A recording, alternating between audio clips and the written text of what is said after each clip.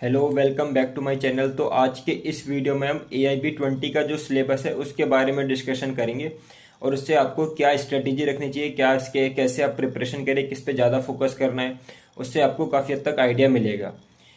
तो अगर हम सिलेबस को देखें, जो AIB 19 का सिलेबस था सेम वही सिलेबस इस बार AIB 20 के लिए रखा गया है।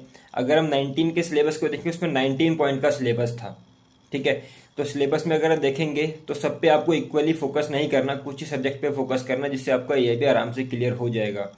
एक बात और है कि AIB में बच्चे को हमें टॉप नहीं करना, केवल और केवल पासिंग मार्क्स स्कोर करने हैं, जो कि जनरल के लिए 45% है, OBC के लिए 42, और जो बाकी कैटेगरीज के लिए उनके अराउंड 40% है। तो यानी आपको 100 में से 40-45 क्वेश्चन के आसपास सही करना है। यहाँ पे आपको टॉप नहीं करना। तो आपको अराउंड जो टारगेट रखना है वो 55 से 60 मार्क्स के आसपास से रखना है, जिससे आप सेफ जोन में रहोगे।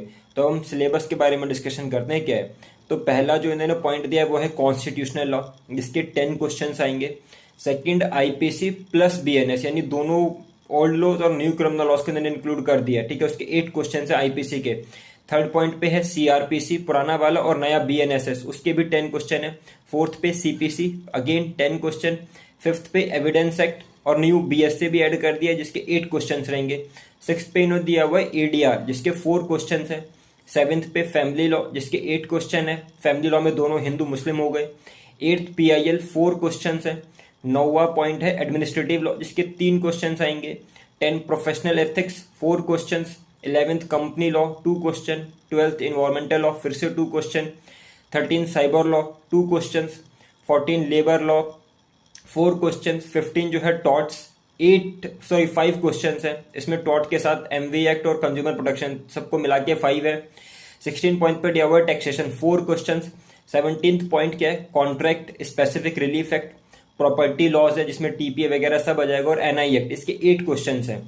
और 18 लैंड एक्विजिशन एक्ट, जिसके 2 क्वेश्चन है। और 19 है IP law, intellectual property law, जिसके भी 2 क्वेश्चन है। तो अगर आप इसको कंबाइंड करेंगे तो स्टार्टिंग के जो 10 पॉइंट्स हैं उससे अराउंड 70 के आसपास क्वेश्चन आपके बन रहे हैं, जिसमें IPC, कॉन्स्टिट्यूशन, IPC के साथ BNS भी हो गया, CRPC, BNSS, CPC, evidence, BSA, ADR, family law, हिंदू मुस्लिम दोनों हो गए, और PIL एडमिनिस्ट्रेटिव और एथिक्स। और इसमें अगर आपने कॉन्ट्रैक्ट वाला स्पेसिफिकली और TPA वगैरह जोड़ दिया NI एक्ट, उससे आपके अराउंड 80% सिलेबस इससे ही कवर्ड हो रहा है। तो अगर आप बाकी को स्किप भी करते हो या उस पर कम फोकस करते हो तो आप आराम से AIB को क्लियर कर लोगे। तो आपको फोकस सिर्फ इन्हीं 8 या 10 मतलब 10 या 11 सब्जेक्ट्स पे ही करना है।